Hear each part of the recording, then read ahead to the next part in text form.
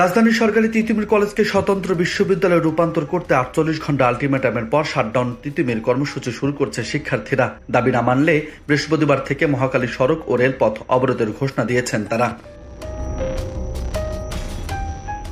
সোমবার রাতে সভা করে আজ সকাল থেকে সব ধরনের ক্লাস পরীক্ষা বন্ধ রাখার ঘোষণা দিয়েছে বিশ্ববিদ্যালয়ের রূপান্তর আন্দোলনের সংগঠন তিতুমির ঐক্য। শিক্ষার্থীদের দাবি 48 ঘন্টার মধ্যে সরকারি তিতুমির কলেজকে বিশ্ববিদ্যালয়ে রূপান্তর ও বিশ্ববিদ্যালয়ের প্রশাসনিক কাঠামো গঠন করতে হবে। সে সঙ্গে ভিসি প্রভিসি নিয়োগ দিয়ে প্রশাসনিক কাঠামো গঠন করতে হবে। তিতুমির কলেজের শিক্ষার্থী বেলাল জানিয়েছেন, গতকাল 7 কলেজকে ঢাকা বিশ্ববিদ্যালয়ের অধিভুক্ত বাতিল করা হয়েছে। এ মুহূর্তে আমাদের আলাদা বিশ্ববিদ্যালয়ের রূপান্তর কাঠামো প্রণয়ন করতে হবে। আর এর দাবি না মানলে বৃহস্পতিবার থেকে মহাখালী সড়ক ও রেলপথ অবরোধ করা হবে। উল্লেখ্য, গত 7 জানুয়ারি সরকারি তিতুমির কলেজকে বিশ্ববিদ্যালয়ে রূপান্তরের দাবিতে আন্দোলন কর্মসূচির পর কলেজটির প্রধান ফটকে তিতুমির বিশ্ববিদ্যালয়ের লেখা ব্যানার টানিয়ে দেন আন্দোলনকারী শিক্ষার্থীরা।